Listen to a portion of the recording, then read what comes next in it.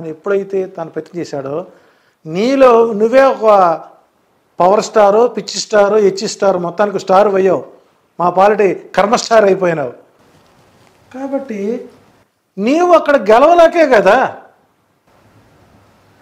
నీ ఫ్యామిలీని దించావు, నీ మేనల్ని దించావు. డైఫర్ ఆదినా ఉన్నాడు, హైపర్ కదా డైఫర్ ఆది, ఆయన రాజకీయ నాయకుడే. స్టేజీ మీద కెమెరా ముందు ఎలా నటించాలో కూడా తెలియనివాడు. తాను సొంతగా స్కిట్లు చేసుకుంటూ ఎదుటి వారిని హేళనగా ఎదుటి వ్యక్తి మీదని డిమోరలైజ్ చేస్తూ స్కిట్స్ రాసుకున్నటువంటి వాడు కూడా జగన్మోహన్ రెడ్డి గురించి మాట్లాడుతున్నాడంటే వీళ్ళ బతుకులేనా, అది ఒక బతుకేనా? అంటే రాబోయే రోజుల్లో ఈ టీంకి కూడా ఇబ్బందికర పరిస్థితులు ఏర్పరుచుకునే పరిస్థితులు తెచ్చుకుంటున్నారు. నేను ధరం తేజ చూసాం. నువ్వు ఒక పవర్ స్టార్ కదా, నీకు ఎంతమంది ఎందుకు? నీ ఎదురుగా ఒక ఆడ మనిషి 2,00,000 కుటుంబాలని కవర్ చేసిందంటే నీకు జ్వరం వస్తే హైదరాబాదు, నీకు వడదెబ్బ తగిలిందో, ఆవిడ దెబ్బ తగిలిందో, ఏవిడి దెబ్బ తగిలిందో, లేస్తే హైదరాబాద్ సాయంత్రానికి. నీకెందుకు రాజకీయం? నీకెందుకు ఊపుడు? నీ ఊపు మాకు తగిలిస్తున్నావు నువ్వు. అంటే ఇక్కడ ఒక ఎమోషనల్ పొలిటీషియన్గా మారి కుటుంబ వ్యవస్థలో కూడా చిచ్చులు పెట్టేటువంటి వ్యక్తిగా తయారయ్యాడు. ఈయన జనసేన పార్టీ అధినేత అయిన అధికార వైసీపీ పార్టీకి పవన్ కళ్యాణ్ స్టార్ కాంపెయినర్. ఈ రోజున వైసీపీ గెలవనటువంటి స్థానాల్లో పవన్ కళ్యాణ్ ప్రచారం చేయడం ద్వారా కొన్ని స్థానాలని బోనస్గా పవన్ కళ్యాణ్ వైసీపీకి అందిస్తున్నాడు. ఉదాహరణకి సత్తెనపల్లి అంబటి రాంబాబు, ఇదే నరసింహాచార్యులు 1 వీక్ బ్యాక్ సత్తెనపల్లిలో అంబటి రాంబాబుకి ఎదురుగాలి వీస్తోంది, టైట్ ఫైట్ అన్నాను. ఏదైనా అద్భుతం జరిగితే కనుక అంబటి గెలుస్తారని చెప్పాను. రైట్, నా మొర పవన్ కళ్యాణ్ ఆలోచించాడు. ఉన్నాడు బల గణేష్, నీ పవన్ అంటే వ్యసనం, పవనేశ్వర, గణేశ్వర, లోకేశ్వర, పిచ్చేశ్వర. అట్లా నా మొర ఆలకించాడు భక్త. సత్తెనపల్లి అంబటి రాంబాబు నేను గెలిపిస్తాను, నాకు రాత్రి కల్లో కనబడి చెప్పాడు. నిన్న మధ్యాహ్నం అంబటి రాంబాబు మీద పొన్నూరులో చేసినటువంటి వ్యాఖ్యలు 24 గంటలు అంబటి రాంబాబు గెలుపుకి సంకేతం అయిపోయాయి. ఇంకా నా అంచనా ప్రకారం 3 రేపో ఎల్లుండో ఒక రోజున పిఠాపురంలో రేణుదేశే పర్యటన రాబోతుంది. పొన్నంకూరు కూడా రావచ్చేమో, ఎవరైనా ప్రచారం చేయొచ్చు కదా. మరి పద్మనాభం అంటే ఇక్కడ పవన్ కళ్యాణ్ ఒక పొలిటికల్, ఒక డ్రైన్ పొలిటికల్ ఉపయోగిస్తున్నాడు, డ్రైనేజీ పొలిటికల్, మురుగు కాలవ రాజకీయం చేస్తున్నాడు. ఈ రాజకీయ నాయకుడు ఉన్నటువంటి వ్యక్తుల్లో ఎవరు వ్యక్తులు దూరంగా ఉన్నారు. సో పద్మనాభం కూతురికి ఆయనకి ఏదో గ్యాప్ ఉంది, ఆమెనిచ్చి కూర్చోబెడుతున్నారు. ఇది ఒక ప్యాకేజ్ ఇస్తారు. అంటే అంబటి రాంబాబు అంటే నీ కుటుంబంలో నీ గురుగంజ కింద నలుపు నువ్వు చూసుకోకుండా ఎదుటివారి కుటుంబ జీవితాలను బయట పెడతాం. మరి అది కాపు యొక్క సంస్కారమో, కాపులాగా సంస్కారం ఆలోచించుకోవాలి. నాకు తెలిసి కాపు అనేసరికి కాపులకి ఇలాంటి మైండ్ సెట్లు ఎక్కడ లేవండి. కాపులైన వాళ్ళు కొద్దిగా పద్ధతి, సంస్కారం గల వ్యక్తులు. ఆ కమ్యూనిటీ చాలా గౌరవప్రదంగా ఉండేది, రాజ్యాన్ని రక్షించేటువంటి వారు. వాళ్ళలో నీవు కుటుంబంలో వ్యవహారం తీసుకొచ్చి దానికి డబ్బులు ఇచ్చి మీడియా కూర్చోబెట్టి ఇది కూడా రాజకీయం అంటారా? అంటే చంద్రబాబు రాజకీయ వారసుడు లోకేష్ కాదు, పూర్తిగా పవన్ కళ్యాణ్గా మార్చారు. ఎందుకంటే ఈ స్ట్రాటజీ మొత్తం చంద్రబాబు నాయుడు గారిది. సో అట్లా పవన్ కళ్యాణ్ అనేటువంటి ఒక మానసిక రోగి, ఒక కామ పిశాచి, ఇష్టికర జబ్బుతో బాధపడుతూ ఎండలోకి రాగానే వడదెబ్బ తగులుతుంది. ఆ టైంలో ఆయన అంటే నీకు నమస్కారం పెట్టేటువంటి సంస్కారం కూడా చేత కాదు. నువ్వు ఎందుకగా మా కర్మకి మీడియాలో ఇలా అంటాడు. ఇదేమిటి అంటే నరికేస్తానా ఇలా అనలేవా? మళ్ళీ ఇలా అంటే నీ యాటిట్యూడే చాలా జుగుసాకరంగా ఉంది. నేను చూసి ఒక కామెడీ స్టార్గా నువ్వు తయారయ్యావు. కాబట్టి ఇక్కడ తాను చేసుకున్న స్వయంకృతాపరాధాలు, తను మాట్లాడిన మాటలు, తన చేష్టలు, ఆ గజనీ మాటలు, చివరికి నీకు పిఠాపురంలో ఒక ఆడపిల్ల చేతిలో ఓడిపోయావంటే నీ బతుకేమిటో ఆలోచించుకో ఒకసారి. అదో ఇక తెలుగుదేశం పార్టీ ఉంది, 74 ఏళ్ళు వచ్చాయి. ఈ 74 ఏళ్ల ఈ యువ నాయకుడు చంద్రబాబు నాయుడు గారు అక్కడెక్కడో రాయచోటు వెళ్ళి గడికోటి శ్రీకాంత్ని గెలిపించండి ఈసారికి. ఎవరు ఆయన? Gadikota Srikanth YCP aspirant. అంటే నీ ఎమ్మెల్యే పేరు నీకు తెలియదు.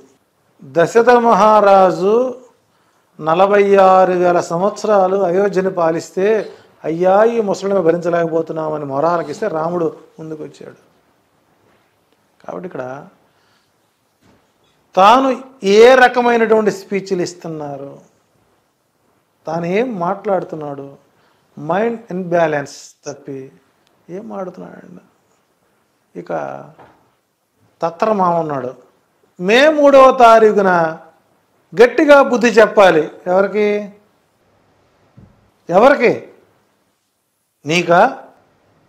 నెక్స్ట్ మార్చి 3వ తారీఖున లోకేష్ మంగళగిరిలో సపరేట్గా ఎలక్షన్ పెడుతున్నారు. కరెక్ట్గా తెలుగుదేశం కార్యకర్తలే ఆయనకి ఒక బూత్ కేటాయించి అక్కడ తెలుగుదేశం పార్టీ ఆఫీసులు పెడతారు. చంద్రబాబు ఒక కర్మజీవి అని చెబుతాను నేను. 74 ఏళ్ల వయసులో ఎండ వాన, ఆయన ఉండగా వాన రాదు కూడా మన కర్మ. ఆంధ్రప్రదేశ్ ప్రభుత్వానికి ఆయన ఎప్పుడు వచ్చినా వర్షాలు పడవు. ఈసారి నాగార్జున సాగర్ శ్రీశైలం డ్యాములు ఎండిపోయినాయి.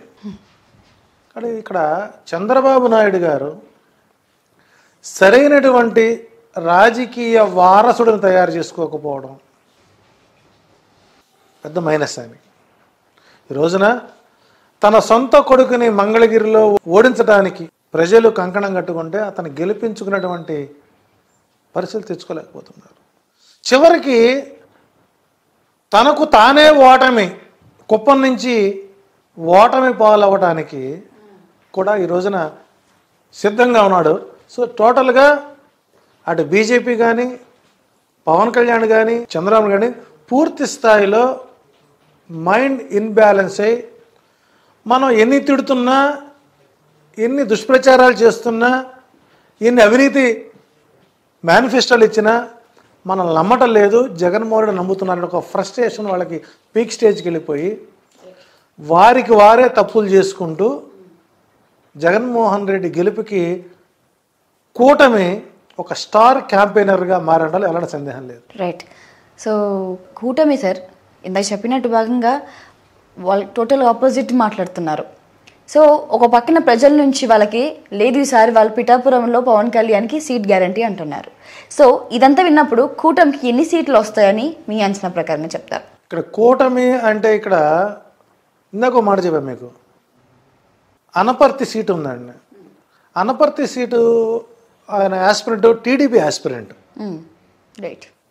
2019లో ఆయనకి మెళ్ళ కండవ కప్పారు.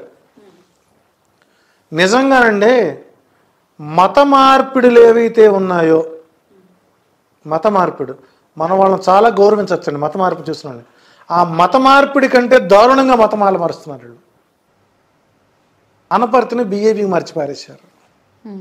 నిడదవోలు క్యాండిడేట్ ఏమో జనసేన కింద చేశారు. ఇక్కడ జనసేన బీజేపీ కూటమి అంతే కదా. జనసేన బీజేపీ కూడా 31 సీట్లు ఇచ్చారు. తెలుగు సపరేట్ అంతే కదా. మీ లెక్క ఏదైనా ఇంకేమైనా తేడా ఉందా? లేదు లేదు. కూటమి అంటేనే నేను నాకు తెలిసిన ప్రకారం కూటమి మీ లెక్క 175 రావాలి. కూటమి అంటే 175గా. మరి కూటమికి వస్తుంటారంటే మీరు టీడీపీ జనసేన బీజేపీ మేము కూటమి అనుకుంటున్నాం. అప్పుడు 175 స్థానాలు. అవును. కానీ ఆంధ్రప్రదేశ్లో ఎక్కడైతే బీజేపీ జనసేన కలిసిన చోట కూడా బీజేపీ జెండాలు కనబడతలేదు. బీజేపీ జెండాని ఎవరూ మోయటం లేదు. ఎందుకంటే దాన్ని భరించేటువంటి శక్తి ఆంధ్రప్రదేశ్ ప్రజలకు లేదు. అది చివరికి నాకు ఇప్పుడు అనిపిస్తుంది మతపరమైనటువంటి రాజకీయ పార్టీగా మార్చారు. కాబట్టి ఇక్కడ జనసేన టీడీపీ 31 సీట్లు ఇస్తే అంటే మీ ప్రకారంగా బీజేపీ మత మార్పిడి అసలు వై నాట్ ఎందుకు కాకూడదండి? నేను మిమ్మల్ని అడుగుతున్నాను, ఎందుకు కాకూడదు? ఎందుకు అలా మీరు అనుకుంటున్నారు? ఎందుకంటే నిన్న మాట్లాడినటువంటి అమిత్ షా వ్యాఖ్యలు ఒకసారి దీనికి తార్కాణ చెబుతున్నాను. అంటే ముస్లిమ్స్ ఆంధ్రప్రదేశ్లో ప్రజలు కాదా, భారతదేశంలో ప్రజలు కాదా? ఎందుకు వాళ్ళ రిజర్వేషన్ ఎందుకు మీరు ఒప్పుకోరు? ఎందుకు ఒప్పుకోరు?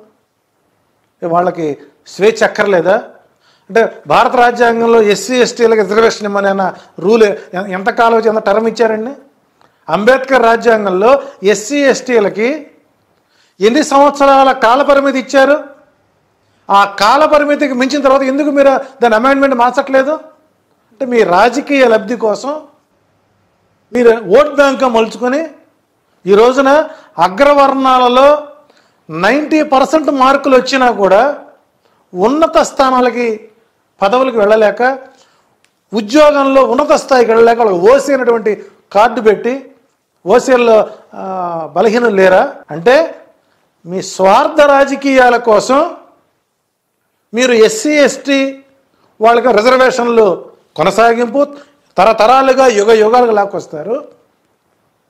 10% ఓట్ షేర్ ఉన్నటువంటి మైనారిటీలకి 4% రిజర్వేషన్ ఇవ్వడానికి మీకు వచ్చిన నొప్పి ఏంటి? అంటే నీది ఏ భావజాలం మీది? నిజంగా అంటున్నానండి, ఒకవేళ కనుక బీజేపీకి 400 సీట్లు కనుక పట్టం కడితే భారత్